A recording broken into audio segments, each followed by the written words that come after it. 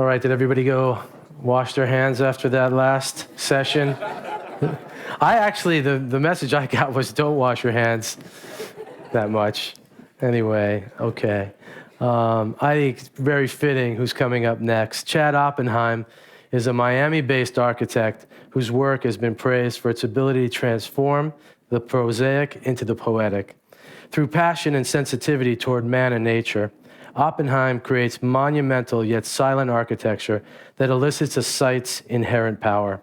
A graduate of Cornell University and a fellow of the AIA, Oppenheim has lectured widely and has taught at the various architectural schools, including most recently at the Harvard Graduate School of Design. In 1999, he founded Oppenheim Architecture in Miami, with offices in Basel and New York. He has garnered global recognition on many scales, from large-scale urban architecture, hotels and resorts, to private residences, interiors, and furnishings. His international practice has received over 60 awards and distinctions, including the AIA's highest distinction, the Silver Medal, and has been featured in numerous publications around the world. Please welcome one of the most exciting architects working in the world today, Mr. Chad Oppenheim. Chad, thanks a lot. Good luck with you. Great. Thank you so much. It's a great honor to be here. It was a hard act to follow. We are the most connected species in the world, but yet we're also the most disconnected from our environments. I teach a course at the GSD, and it's about gaming technology. And actually, the professor that I teach with is from France, and he hates horses, but he loves riding horses in video games.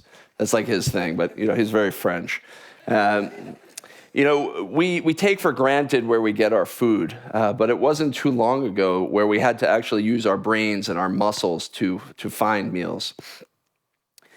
And architecture used to be a little bit more simple. These are the Anasazi Indians. They're cliffside dwelling units. And what I really liked about these was that they're almost like an architecture without architects. It was an architecture that was built from the surrounding materials. It was built with the harmony of the natural landscape, so it blends with its surroundings. So for me, I built an earth ship with this renegade architect by the name of Michael Reynolds in New Mexico one summer, and when traveling, became very, very inspired by this. And in school, they're teaching you, how to use the latest technology, and I began to realize that maybe we can look perhaps in another direction to find something. I'm not a big wine drinker, which is probably bad to say around here, but I love this term, this term of terroir, this idea that the wine could actually have a flavor of the place, that it speaks about the place. And what we're trying to do with our architecture is actually have it speak about the place, to celebrate the spirit of place, and to kind of take a step back. And what we began to realize was that animals are in a bit more harmony with their surroundings. This idea of cloaking, of blending. We found this to be kind of something very, very powerful in our work and in our investigations. And we began to look at this in a project in Costa Rica. This was to build an eco-reserve. And our idea was to actually make the project as invisible as possible. I don't think you go to Costa Rica to see architecture, but perhaps the architecture can help you see Costa Rica. And in this case, the idea is that it celebrates the atmosphere, it celebrates the flora and fauna, and it's built out of the materials of the place. In this instance, lava rock and fallen trees. And the idea is that it would be completely blending with the environment and almost be invisible, but yet in that invisibility to create this heightened sense of connection to place. So here you could barely see the resort, which is the idea. That it wouldn't disrupt the coastline. It wouldn't be a building on the land, but would be a building with the land. And the building itself would help you frame and see the beauty of the surrounding context to celebrate the sunrise and the sunset. And we situated the building in the way that sort of primitive cultures did. This is almost like a temple to nature because it celebrates all these incredible beauty of sky and water and mountains. This is another project that we began to work on in the Turks and Caicos. This was an island that was being done with 7 architects. We were the only one who didn't have a Pritzker Prize, and they also gave us the worst piece of land in the middle, which is basically a swamp, but they called it an eco-reserve, which was very nice. But everyone, including the late Zaha Hadid, had a beautiful ocean front beach site. So we began to realize that if we needed to build on stilts anyway, because the ground was swamp, there was no ground. So we decided to elevate the villas above the treetops and have the villa be the most essential element that it could be, essentially a frame to frame the sunrise and the moon, and also to create this openness, to create the ideal environment, to use the house to kind of create this incredible feeling of protecting from the sun, diverting breezes, and also creating this incredible experience on the roof, which you'll see in a moment. But the house became something very essential. It wasn't trying to be architecturally significant. It was actually trying to be architecturally irrelevant. And what was important to us in this project was the idea of how it framed the view, how it celebrated the passage of time. And these things became very, very important to us. And as this image shows, the most powerful moment of the architecture is actually floating in the pool on the roof, watching the sunset, but it's a place where you don't feel the architecture. But the architecture has given you this opportunity to see this beauty around you in a way that you hadn't seen before. We brought these principles over to an adjacent island.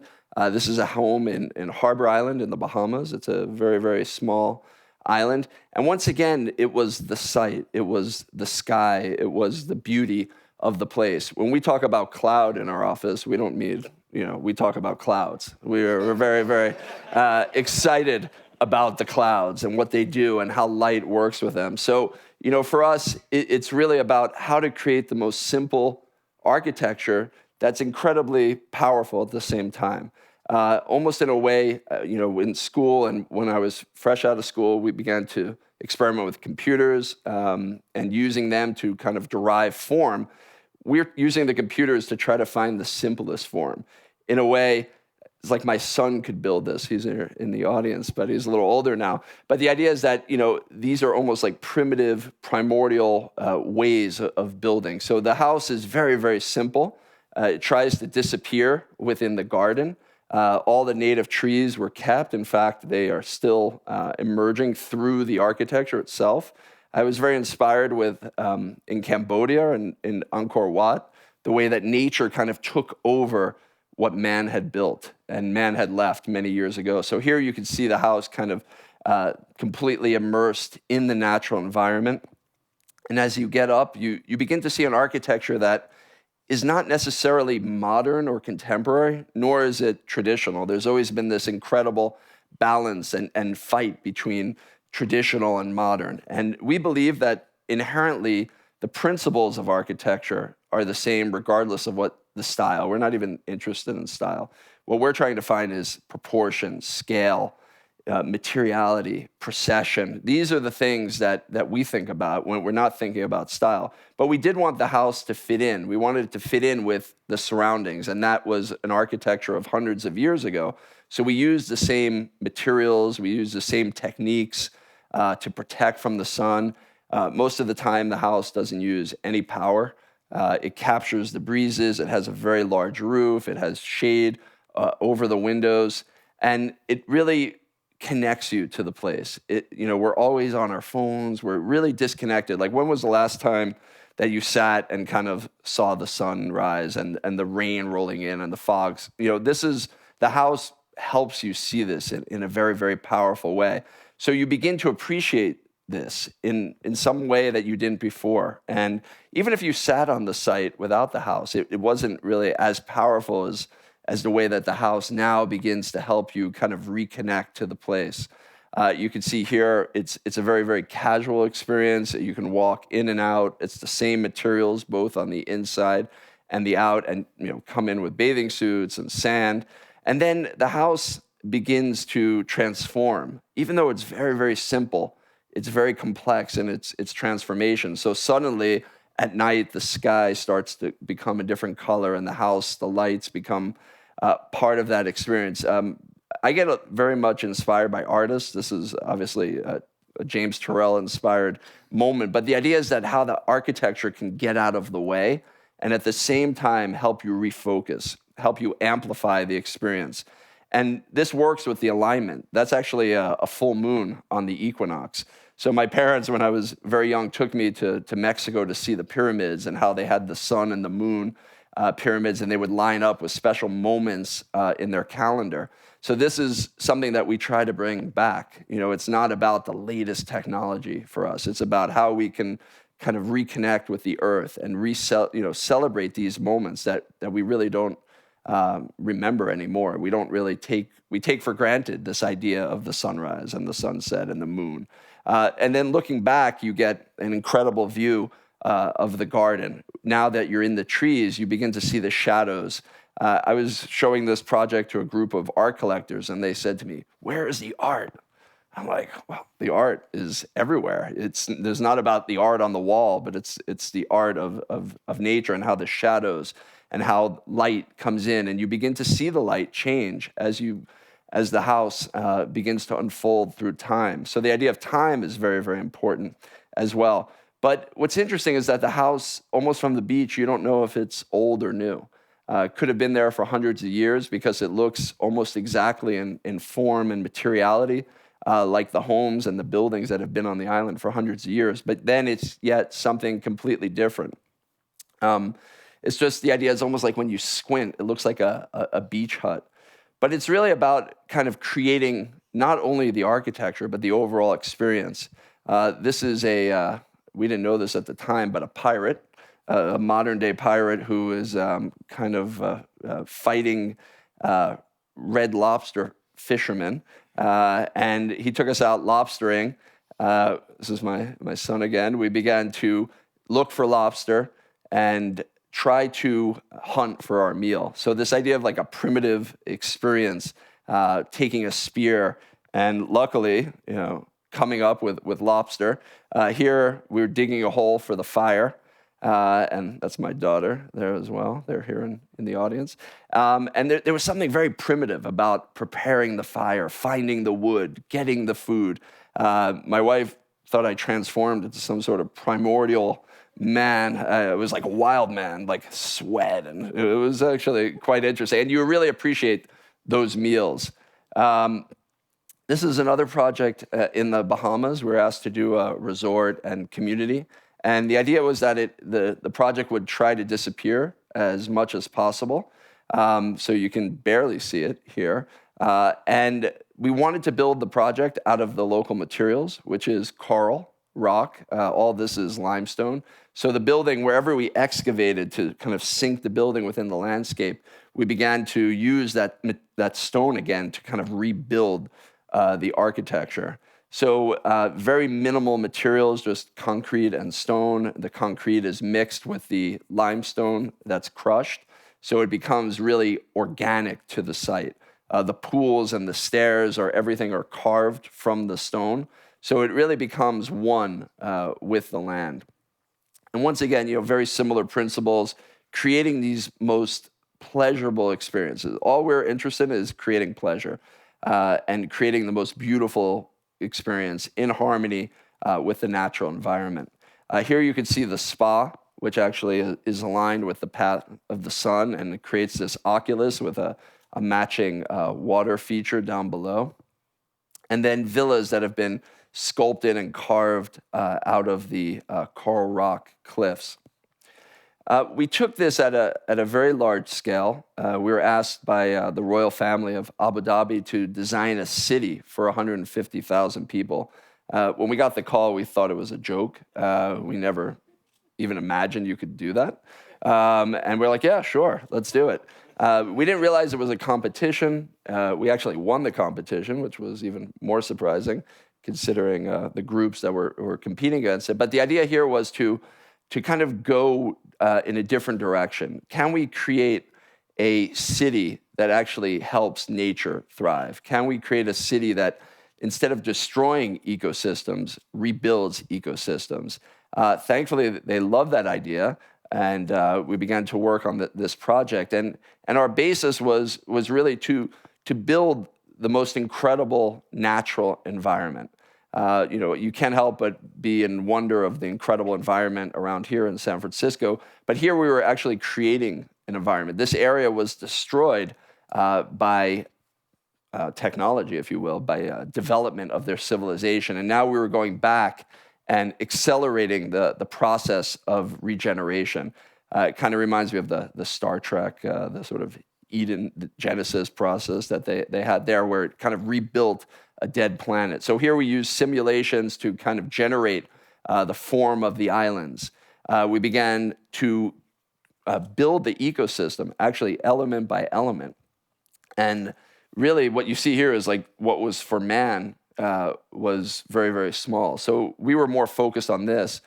We began to bring in many different scientists. We also brought in, after we won the project, field operations who did the High Line. They actually did this diagram.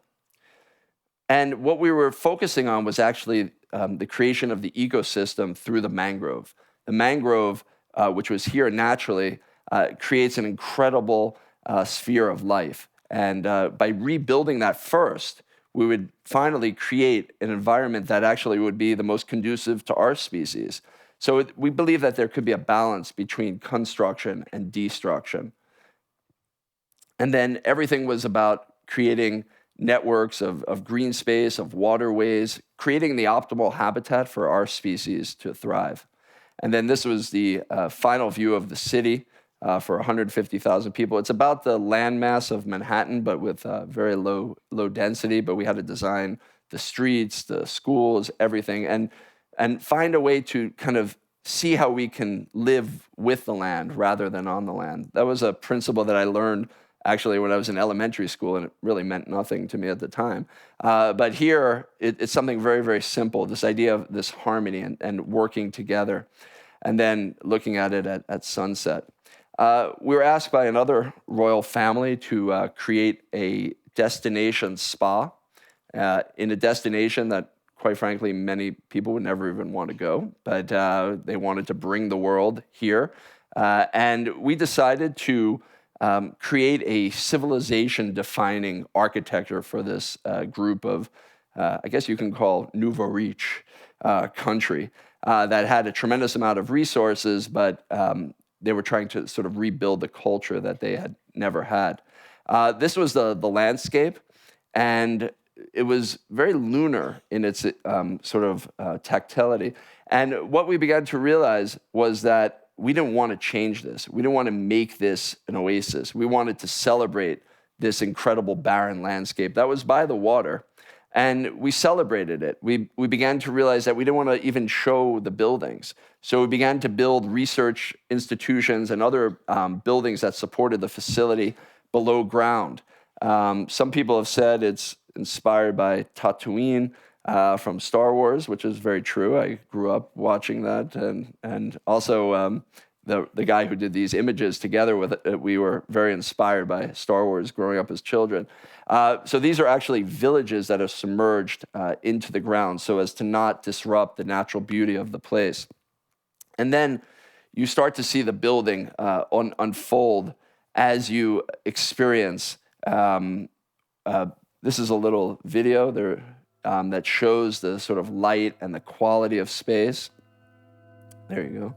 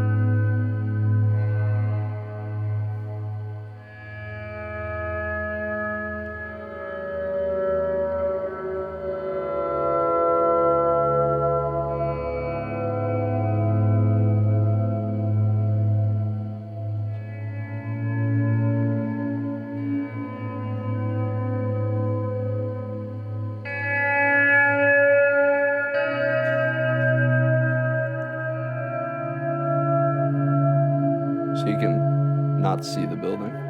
That's kind of the idea.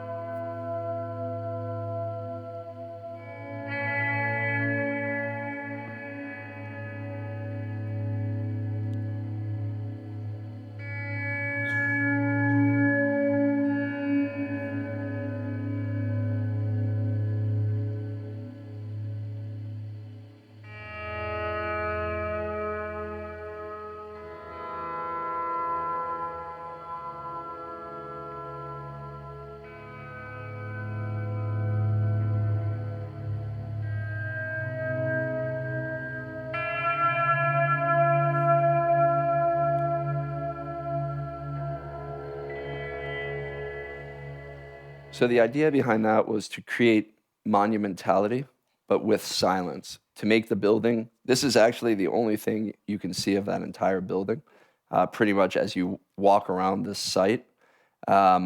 It's this idea that you can create something highly powerful, but with very primitive forms. This is basically a couple of boxes and a triangle, sort of our kit of parts. And essentially, it's just a line. And when you're down on the water, you actually don't even see the space. But when you're in the space, you see the place in a very, very powerful way. So here, once again, the clouds and the water. This is the center experience, the spa. This was a little bit more of a developed animation that we created for Her Highness, who was running the project.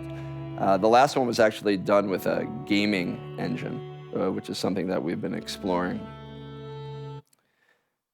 And then this is one of the suites, taking the ideas of courtyards, which are traditional in this part of the world, and then kind of just exploding it out and really connecting to the place with the most essential means possible.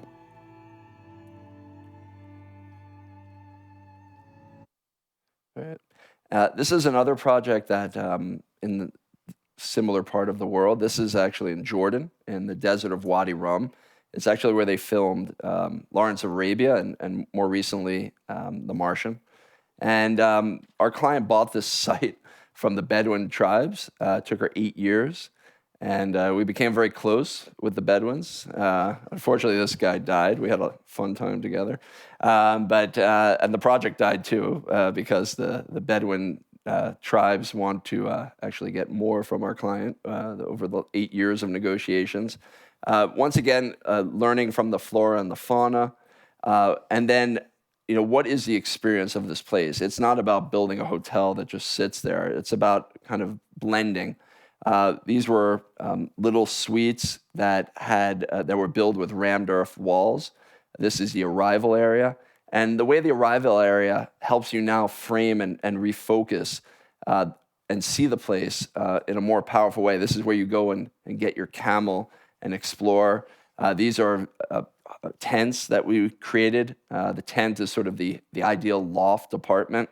So this is sort of a modern day version, but still done with the same materials, which is goat hair. And the idea is that you wouldn't see the project. So we built the project in the cracks and the crevices. We spent a lot of time in Petra, which is an incredible place if you've not been. And we wanted to use the same technology, just carving away, an architecture of subtraction instead of construction and addition. So these were rooms of the hotel that were carved into the rock, creating these incredible moments. This is actually one of the spa. It doesn't rain a lot, but we were utilizing 2,000-year-old technology to capture the water when it rained and actually to create an oasis. This is one of the water cisterns that becomes an experiential chamber of the spa, and then one of the private villas. All this material is either the stone extracted from the place or a concrete mixed with the stone and the sand. So it really becomes harmonious and blended with the place. And the idea is to really be as invisible as possible. We would have put everything hidden in caves, but our client wanted to actually build some buildings. We also began to see about creating the entire ecosystem of the project. In this case, we were creating a master plan how the neighboring village can actually evolve using forgotten arts and crafts and reteaching them in art schools and then creating an artist village. This is a project that we have under construction right now. It's actually a golf clubhouse in Aqaba, and this is where the Red Sea meets Israel, Saudi Arabia, and Egypt, a very peaceful area for your holidays. And here we were trying to create an occupiable dune. In this case, it was a concrete shell, once again mixed with the local sand. And we're using actually very low-tech labor. As you see, no machinery. And very interesting how to build sort of these very fluid and concrete structures without any equipment. And that was really of great interest, and it's standing. That's the director of our office in Europe in the middle. He's putting his money where his mouth is. And another project that we're doing in Switzerland is it's the first of its kind in the world. It's actually a system a facility that takes river water from this area around Basel and actually converts it into drinking water. So we were asked to design the shell of this very technical facility. So we have a hard time with arbitrary form.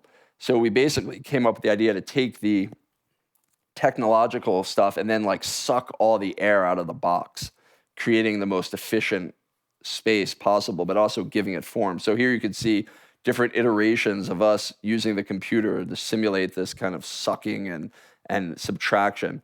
So here you can see the facility itself, and then the equipment, and then the box that surrounds it. So here's a little bit of that sucking of the air out.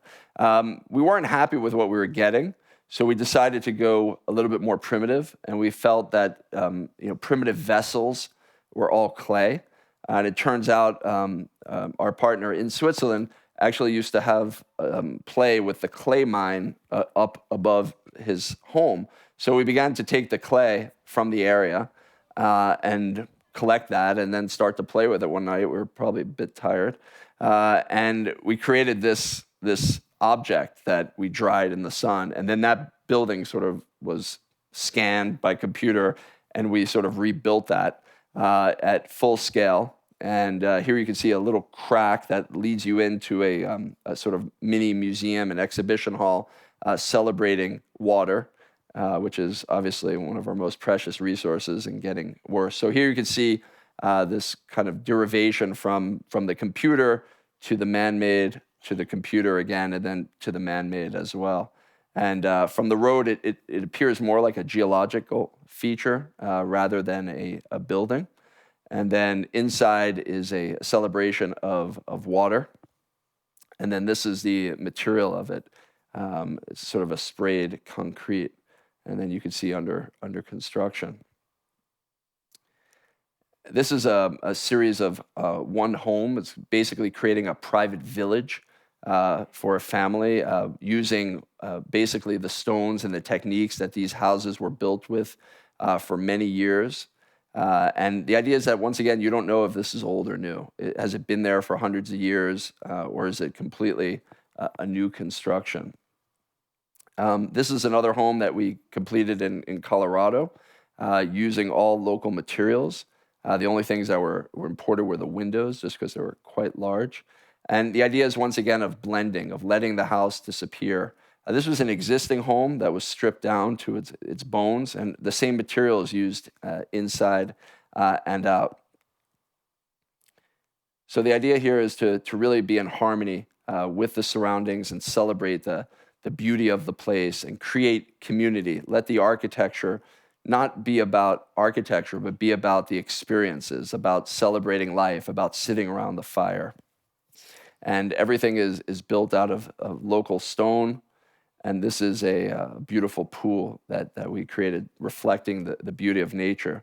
So, hopefully you guys could take away something about sort of looking backwards and looking in a more primitive way at the world and celebrating that beauty. So thank you very much.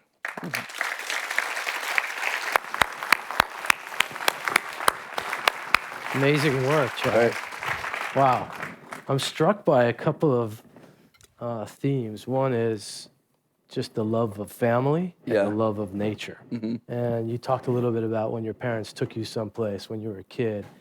Did it all start from you through your parents? Did they give you this gift? You were obviously born with a gift looking at this, but did they find that in you and bring that out of you to take you to places to, how did this Yeah, all they come took to they be? took us all around, and now I take them. They're coming.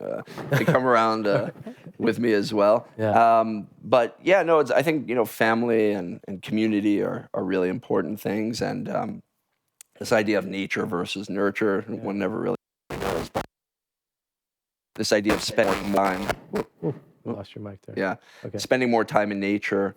And realizing that architecture really shouldn't compete with it, and we can create something that is more in harmony with the built environment and with nature. Well, I know there's going to be a lot of questions, but so everybody get ready. But that is just an amazing thing because most architecture I'm looking at are people that we're meeting with, especially in the building of our buildings in the city right now at our company. It's you're seeing everything. It's all Right. about to be seen and to enter and to be shown in the skyline. And your approach is almost the complete opposite of that. It's like let it go away and let it become part of nature. And that could happen in an urban environment as well. The idea that the architecture could be reduced to its essence and really about the view and the light and the sky. So we've done high rises as well, like and other large scale buildings in urban environments, including 3 office towers in the Philippines, which are the first green buildings in Manila, actually. So Wow. yeah. I remember being in college and had a really good friend that was studying to be an architect. And I just remember he was very practical. And it was an incredibly difficult course. He didn't party as much as the rest of us that were in the communications. And so but his like dream was like, oh, it was like, they're building a lot of these townhouses and these things. And there's going to be a lot of work out there. He didn't think about architecture the way that you did. And I just see him now, and he's been very successful doing that. But you just took this to a place where, to me, at that time, would just seem impossible that you can ever build these things, think of them, and build them. I mean, was there a time in your life where you were just dreaming, and then that came to be that you could do this? Every Take us day. through that. It's every day. Yeah. It's funny when I first started out, I started at the age of 7. Actually, my parents built a house and I would sit with the architect and dream up of these ideas. And it's only until recently that, you realize how difficult it is to actually complete a project, despite many efforts and, all the stars aligning. So it's actually funny. But yeah, every day you're dreaming up things and interesting places. And it's fun for me because I get to travel around with great clients to beautiful places and come up with beautiful ideas. Yeah. I think because everybody in the audience, we're either building, creating, thinking, dreaming of building something. What advice do you have to not give up in those moments and when something dies or gets killed, like a lot of your project may not get off the ground for whatever reasons? How do you take that passion and that hunger to the next project and not be dismayed? Yeah, that was a good question, actually. And I was mountain biking with a friend of mine the other day, and he was telling me, like, never look down, like, always look straight ahead. And I was like, oh, that's a good life lesson. Maybe I'll use that sometime. Little did I know here. But, it's like if you keep looking ahead, you're going to actually be able to, go over some challenges, I would think, in an easier way. Amazing. So, yeah. Great. Questions? Anybody? It's hard to see where they're coming from. Someone right here? Okay. Got one for you. So, if so much of what we do in software is very ephemeral and sort of has a half-life of like 2 seconds, and it seems like a lot of the movement in architecture has been a similar shift from trying to design and build for permanence to things that are sort of have a specific half-life, but that doesn't seem to be your approach. You seem to actually be going almost the opposite direction of building things that are meant to have a sense of permanence. Can you speak to that? Yeah, it's interesting. I might have got connected more to it in sort of a slow food movement in a way.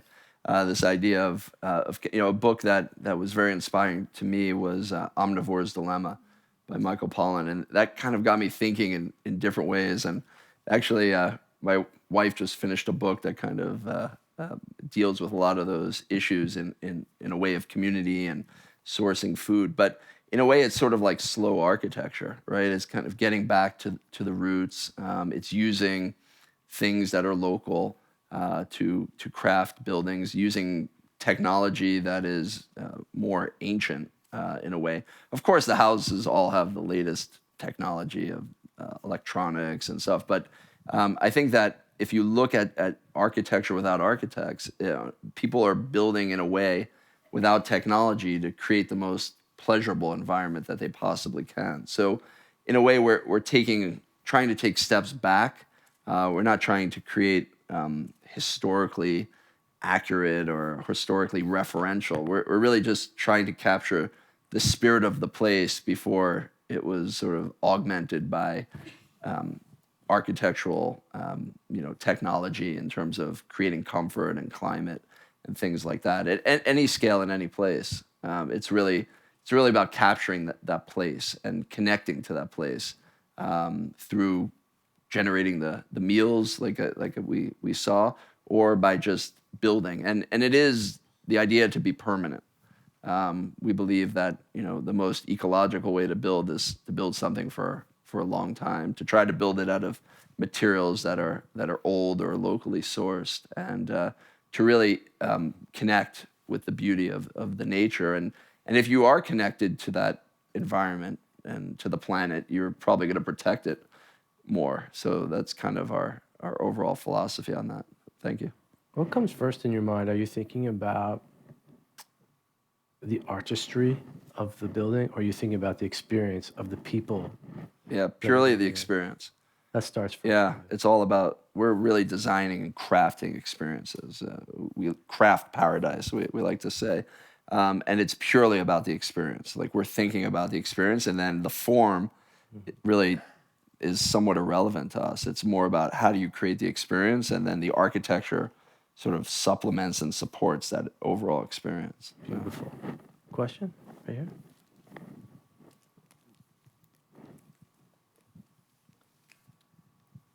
You talk a lot about designing with nature, and obviously now nature is changing because of global climate change.